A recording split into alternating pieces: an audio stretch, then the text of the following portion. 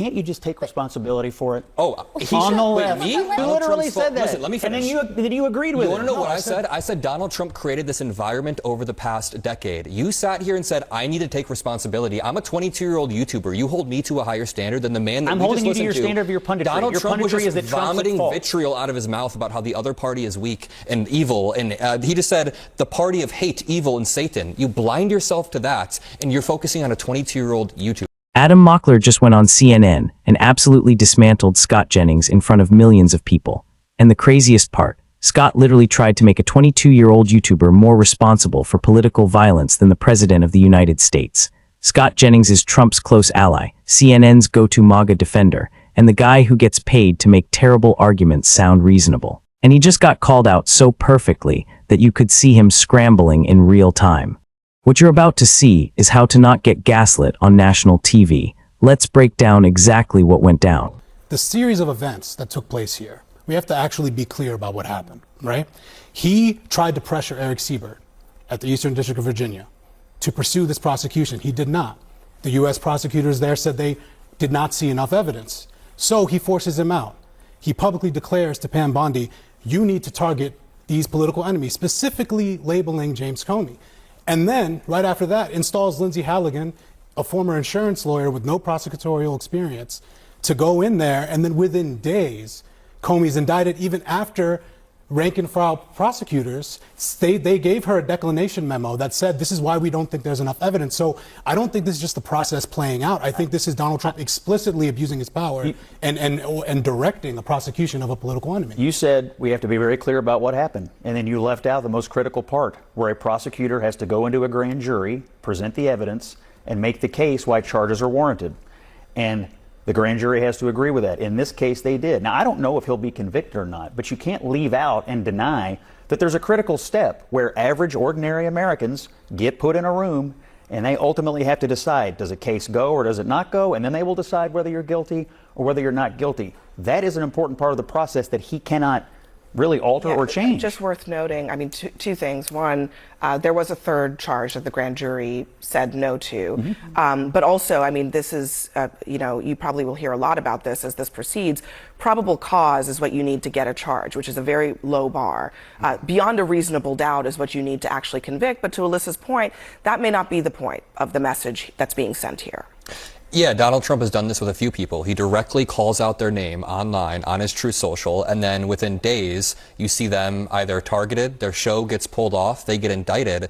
And when it comes to Eric Siebert, you can sit here and argue that, Trump had nothing to do with this, but it's so clear that he was putting his thumb on the scale when he fired Eric Siebert, and then, 6 days before the statute of limitations are up, this new federal prosecutor is rushing this through. And I agree, we should let the process play out. It's fine to let it go through a grand jury, but can you at least concede that Trump was putting his thumb on the scale when he posted Comey's name, 4 days before Comey was indicted? I don't think anyone is disputing that he thinks James Comey Did he put his thumb on the scale, is a bad person who deserves to be investigated, and if a grand jury so chooses, Did Trump indicted. put his thumb on the scale, though? He has never denied that. He's been very clear about it, has he not? Isn't this all just kind of exhausting for the American public? Like, Trump did run on we shouldn't weaponize the DOJ. It's exhausting now? No, it was exhausting when now? Biden did it. It was exhausting. Now we're exhausted. No. I criticized it when Joe Biden did it. Can I ask you? But now he's choosing to do the exact same thing at a much grander scale, all while there are fewer jobs than there are people unemployed James right Comey's now. not Why running is for president. When he was running for president. He had a trial. Can anyone point to one single example of President Joe Biden, privately or publicly, in any documented evidence of our reality, directing his Attorney General Merrick Garland to prosecute his political opponents, let alone protect his own son, who got indicted under his watch? When did what? Show me. He pardoned him. I want to hear. Show me the answer to when did he direct Merrick Garland to prosecute Donald Trump? I want to hear an answer to that. He publicly, in a Politico story, was reported to have been fuming to anyone who would listen that Merrick Garland was not moving fast enough. Did he tell Merrick Garland? He publicly was fuming privately? Is that what you said right there? He asked for evidence of it. He was in a Politico story. There was reporting on it. Did he tell Merrick Garland? I don't know what he did. Prosecute here we go. these specific people? And by the way, I don't know a living Democrat that thinks Merrick Garland. Actually, I think this is super important. So are you suggesting that because Joe Biden was angry about something but didn't express it to Merrick Garland, that constitutes You don't know whether he Merrick did or he Garland? didn't, but I know it was put in a story. But do you know? This is what you guys just said. He says things out loud. Scott, No, Joe Scott. Biden said things out Scott, loud or had it reported in a Politico so people would hear it. It's a really simple factual issue here with this idea that Democrats, Joe Biden did this to Trump. I didn't bring up Joe Biden. I'm not the person who rejected this. But listen, where's the proof? Don't we need and to proof be honest, that I actually think happened? we either need to agree that weaponizing the DOJ against political adversaries is bad or it's not. I think it's bad regardless of who's doing it. I think that Donald Trump ran on not doing it, and he is directly doing it. Are you sure here. Comey is not guilty? No, and I'm not prejudging that. I've talked about this extensively on air. If there is any wrongdoing, it's bad for Trump to place pressure I to think indict that him. putting what looks like a DM to your attorney general on Truth Social and being like, you only got a few days, it's can I not just point good. out, It ain't good. I'm going to ask for them to point out either any example of Joe Biden doing this. No example. Scott Jennings said, I don't know anything. That's always your fallback. Donald Trump directly asked Pam Bondi. There was a story. Do you remember when Biden said, hey, Merrick, can you go after this person? It didn't happen. You have no example. And also, it's literally in the news. I'm sorry to. I know you're like 12, but it happened. You're a smart dude. It's like it happened. It was never reported. And also, it was reported. No, it was never reported that he told Merrick Garland to indict. And that was never reported. We know that. And also, I just have to say, the reporting said or not? Yes. No, there was a story. The reporting said that he told Merrick Garland. The point of the story was that Joe Biden was mad and he was angry, and the point of the story was that it would get out so that they would feel pressure to move on it. Wait, and he told who? It was done in the report. Okay, Adam, I want to play what Bill Maher said about this is in the same genre and get your take on the other side. The Democrats definitely need an outsider. To me, the Democratic Party is a ghost brand. And if you could have somebody take it over who's not sentimental about that company and, relaunch it, rebrand it, but it would have to be somebody who is unapologetic about calling them out. People have lost faith in the Democratic Party for very good reasons. You're the only one I hear who doesn't look like he cares what the other Democrats will say. He compared them to Abercrombie and Fitch, a ghost brand. What do you think? I think that, he's right that we need more unapologetic Democrats, but it's more than that. The Democratic brand is two things right now. It's a lot of things, but it's both risk averse and it's very, very finger waggy. So all of our politicians are incredibly risk averse. So they're not out there taking risks or trying to do new things. They're playing it very, very safe. Even as much as I love Kamala Harris and I thought she did well on her campaign, she was very risk averse during all of that. But on the other side of that, while they're being risk averse, they're also just purity testing everybody and finger wagging them. I'm a young dude. I like a little bit of edge in my politicians. I think most young dudes like an edgy politician, not somebody who's out there being, super scripted and tested and everything. So all this comes together to create an environment where I had a young friend the other day who's pretty liberal say that the Democratic Party feels quote unquote suffocating at times. And I think that's a good way to put it. It's that and academic. A lot of times the simplicity is missing in the message. Donald Trump is being accused of inciting violence after his warning to Democrats. This in response to the new developments in the deadly attack at an ICE facility. The radical left is causing the problem. They're out of control. They're saying things, and they're really dumb people. I look at Crockett. I look at some of these people. They're very low IQ people, actually. But the radical left is causing this problem, not the right, the radical left. And it's going to get worse, and ultimately it's going to go back on them. Bad things happen when they play these games.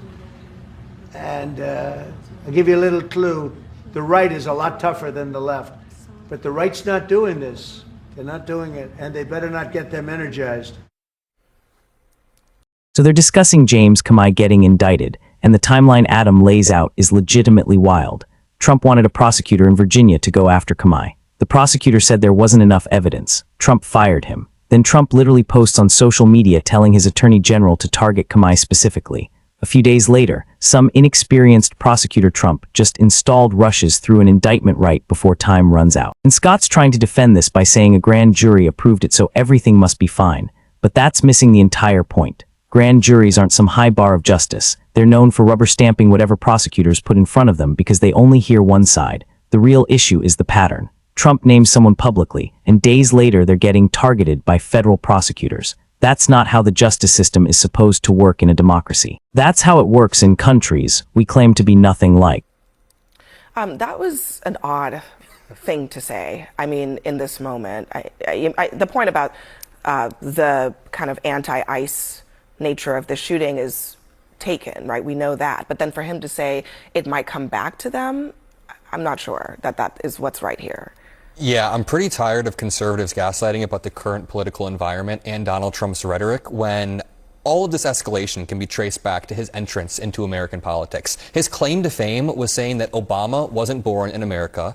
He was the first presidential candidate to have his crowd chant, "Lock her up," about a political opponent. You can bring up the insurrection. Even in the past few weeks, my home city of Chicago, he posted a photo of Chicago being invaded by the Department of War. So the broader point here is Donald Trump endlessly deflects and tries to blame it on the other side when he is the one responsible for amping up the tension in America. And I've spent all of my formative years throughout high school, throughout college, looking to the president, who I'm supposed to be able to look up to, and seeing somebody who's trying to place blame on the left, who's amping up the rhetoric constantly. And yeah, it's not good. So you think it's Donald Trump's fault that a deranged leftist climbed up to the top of a building and shot up the ICE facility, not once now, but twice in Texas? I think it's Donald Trump's fault that America has gotten to this heated place. I think that no responsibility for the radicalization on the left that's causing this violent outburst. That 29-year-old is radicalized by online communities and online algorithms. I'm not going to blame that directly on Trump, but he was caught in a lot of online video game algorithms and all these communities.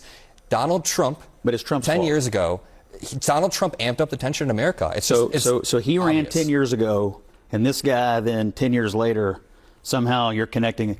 Can't you just take responsibility for it? Oh, he on the left. But let's not do the he has to take responsibility because he's a Democrat. I'm a 22-year-old YouTuber. You want me to take more responsibility than the president of the United States? I want you to understand. I'm a 22-year-old YouTuber. I want you to understand that we are in the middle of an epidemic of left-wing violence. They're attacking ICE. They shot Charlie. It's happening all over the country. We have these Free Palestine people running around trying to burn down the Pennsylvania governor's mansion. On and on then and maybe on. the president It's not Trump's fault. The president of the that United the left States has radicalized to the point of saying we're done talking and we're going to start shooting. Scott, the data indicates Scott, is Trump amping down the tensions?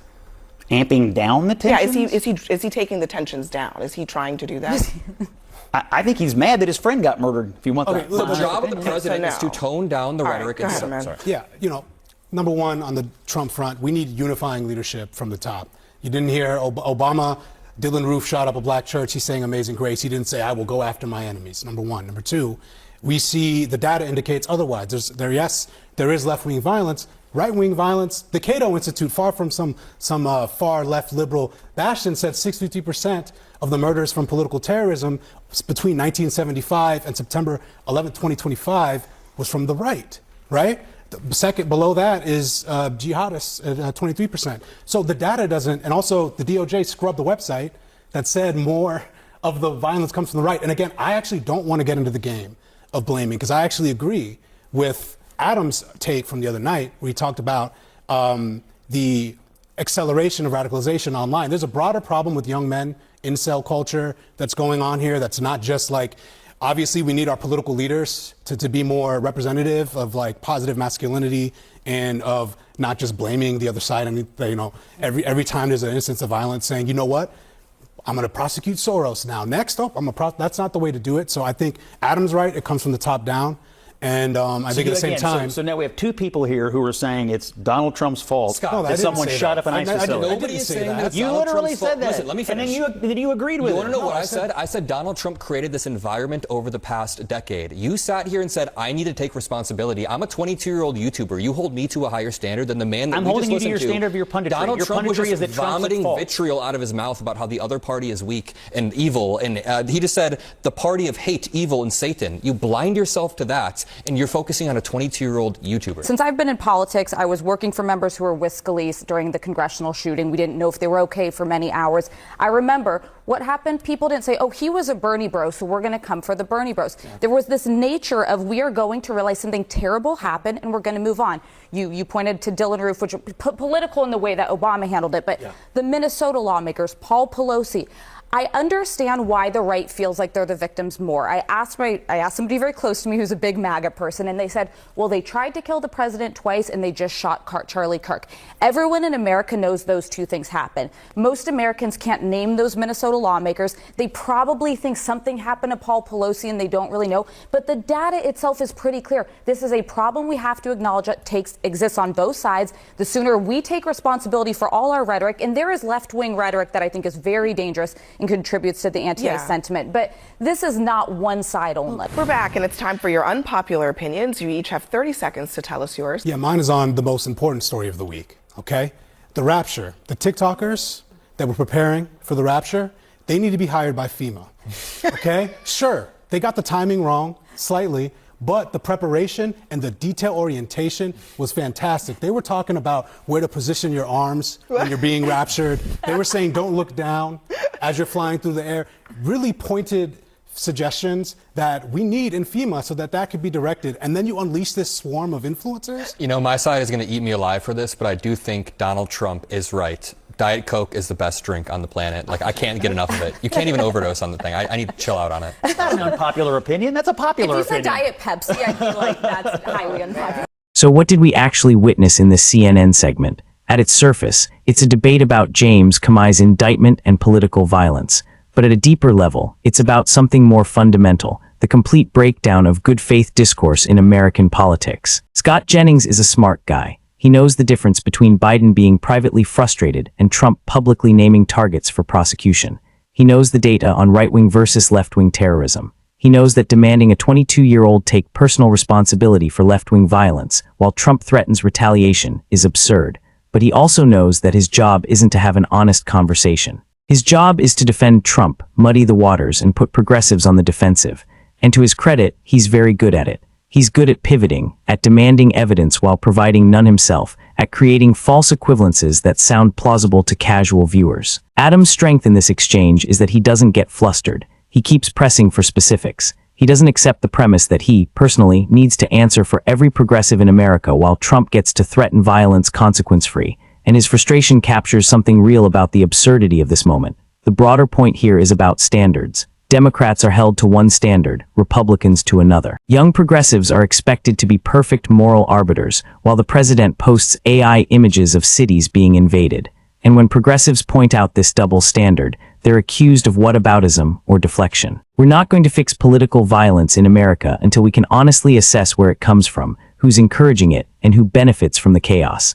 The data shows that right-wing extremism is the most lethal threat. The timeline shows that Trump explicitly targets political enemies for prosecution, and the rhetoric shows that Trump responds to violence by threatening more violence. These are facts, not opinions. And until we can all agree on basic facts, until we can hold the most powerful person in the country to at least the same standard we hold a 22-year-old YouTuber, we're going nowhere good. Adam did well here. He held his ground, he demanded evidence, and he didn't let Scott flip the script. But the fact that this is considered a victory, just getting through a CNN segment without being successfully gaslit, shows how low the bar has fallen. We deserve better. We deserve leaders who de-escalate instead of threaten. We deserve media that demands evidence instead of accepting deflection.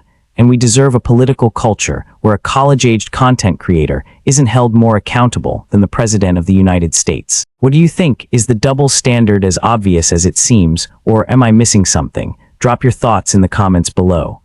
Diet Pepsi, I feel like that's highly unpopular.